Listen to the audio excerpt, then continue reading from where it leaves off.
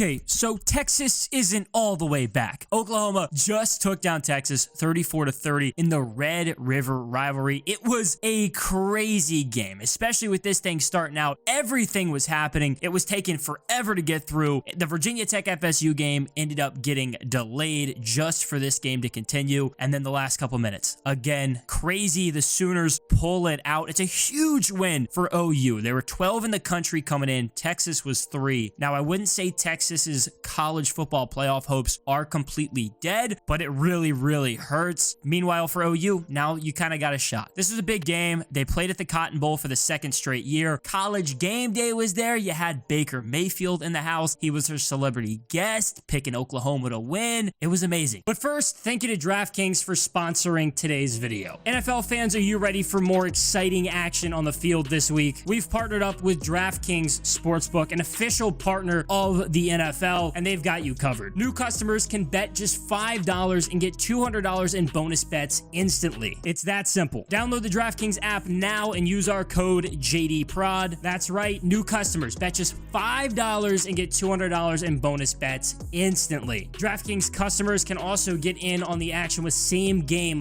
parlays, where you can combine multiple bets from the same game for an even bigger payout. If sports betting is not yet available in your state, don't worry. You can still get in on the action with DraftKings Daily Fantasy Sports. So again, download the DraftKings Sportsbook app right now. Use our promo code JDPROD and bet just $5 and get $200 in bonus bets instantly. That's promo code JDPROD only at DraftKings Sportsbook. Thank you again to DraftKings for sponsoring today's video, and let's get right back to it.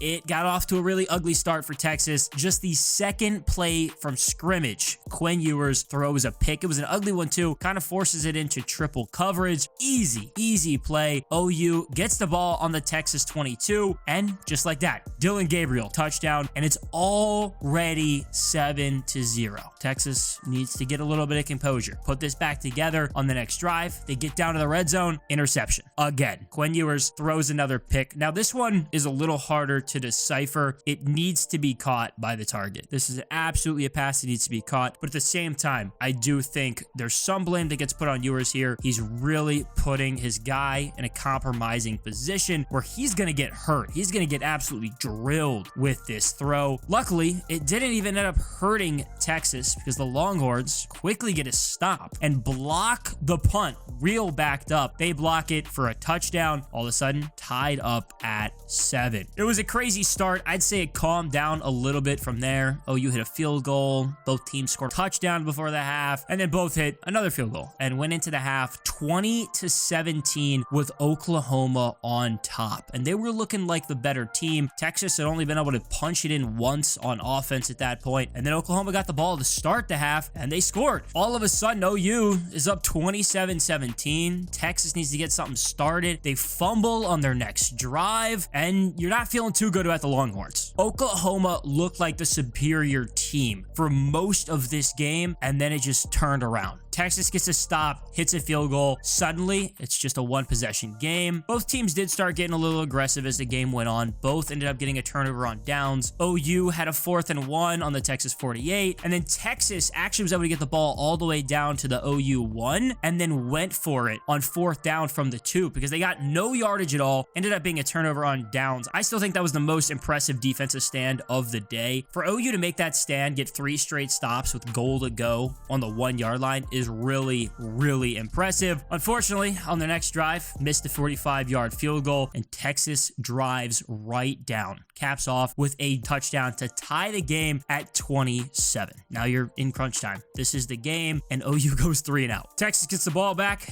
and Bert Auburn hits a 47-yarder to take the lead with 1:17 left. I'm thinking OU is about to lose this game. They had been struggling, it felt like, at that point. It had been Texas's game for the last 15-20 minutes. Dillon Gabriel really didn't care. A very quick OU drive. They end up scoring a touchdown. Dillon Gabriel, they're down in the red zone. The pocket's collapsing. I didn't even realize he could see the field, and he hits Nick Anderson back of the end zone, wide open, 4-yard touchdown. The Sooners, 34-30. Texas had a chance. They got it down to the OU 44, threw up a Hail Mary, got it down, and that was it. A huge win for Oklahoma. Now 6-0 on the season, and I know for a fact that this one felt so good after last season. If you don't remember, last year, OU Texas 49-0. The Longhorns won. Now, there's a big caveat there. Dillon Gabriel suffered a concussion the week before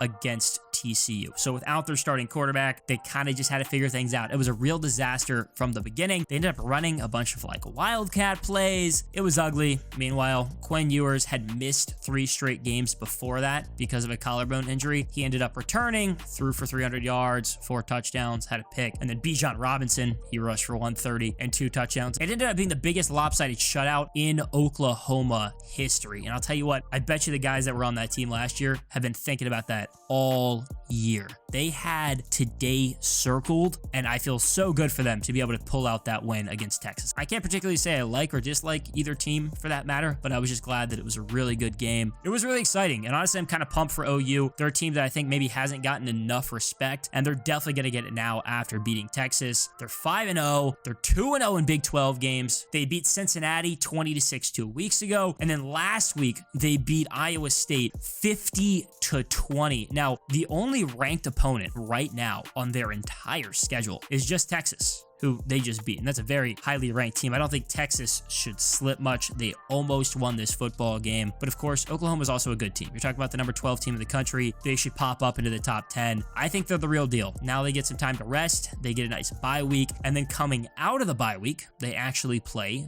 UCF. And what is the Dillon Gabriel Bowl? Dillon Gabriel is obviously the most important player on this roster, the quarterback. That's how it always is. Started his career at UCF, was there for 3 years. He actually ended up playing as a true freshman. He didn't start the first game of the season, but he came in during it and then started the rest of the year. He went 9-3. They made a bowl. He passed for 3,600 yards, 27 touchdowns, 9 interceptions, and rushed for 4 touchdowns. He looked really good, especially for a true freshman. That was back in 2019. Then his best season was actually that weird COVID year. They still played in 10 games. Gabriel ended up being second team All AAC. Of course, UCF wasn't in the Big 12 yet. He had 3,600 yards, 32 touchdowns, 4 interceptions, only 4 interceptions, and 2 rushing touchdowns. His first 2 years at UCF were really good. I think everybody knew this was one of the better quarterbacks in the country. And then in 2021, he only played in 3 games, broke his collarbone, ended up transferring to Oklahoma the following season. Last year was his first year in Norman, and he was good. It was a big transition season for the Sooners in 2022. Gabriel looked good, 3,200 yards, 32 touchdowns, 4 interceptions, 2 rushing touchdowns. OU wasn't great. They went 6-7, only 3-6 in conference play. Ended up making the Cheez-It Bowl, lost 35-32 to FSU. Kind of funny. Now both of those teams really good. OU and FSU, probably 2 top 10 teams in the country next week. FSU, by the way, already blowing out Virginia Tech, sadly for me. There's been a lot of change at Oklahoma though. Obviously you had Lincoln Riley leave for USC. Brent Venables gets hired last season. Now, I'm usually not a huge fan of hiring a defensive-minded guy, but in college, not as much of a big deal as it is in the pros. Before, Venables was actually the DC at Clemson, but before that, he was the defensive coordinator at OU, so he already has some familiarity there. I actually like Venables a lot. I think you can tell how much things have changed at Clemson without Venables there. Dabo Swinney certainly doesn't appear to be the same guy. Now, maybe that's just because they haven't had a generational quarterback. You know, Cade Klubnik isn't exactly Deshaun Watson or Trevor Lawrence, to be fair. Venables and Gabriel, though, are 2 guys that I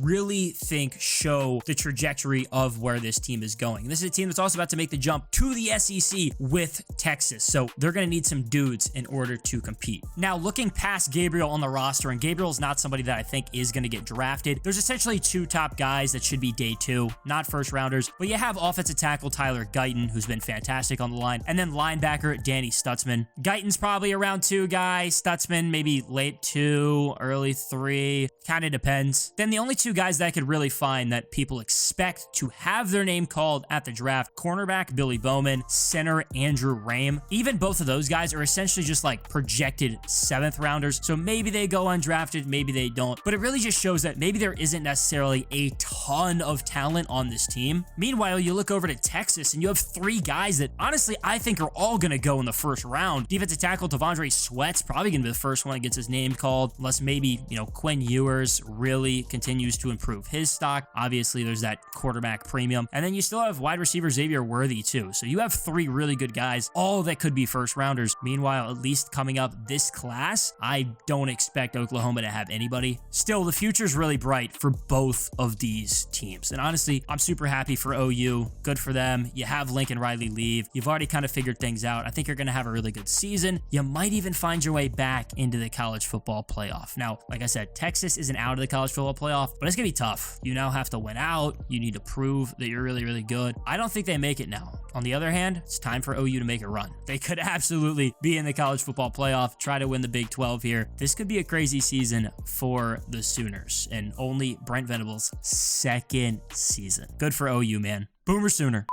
Thanks for watching the video. If you don't already, make sure you follow us on social media and follow our personal socials as well. Subscribe to the channel if you don't already, and we'll see you guys next time. Peace.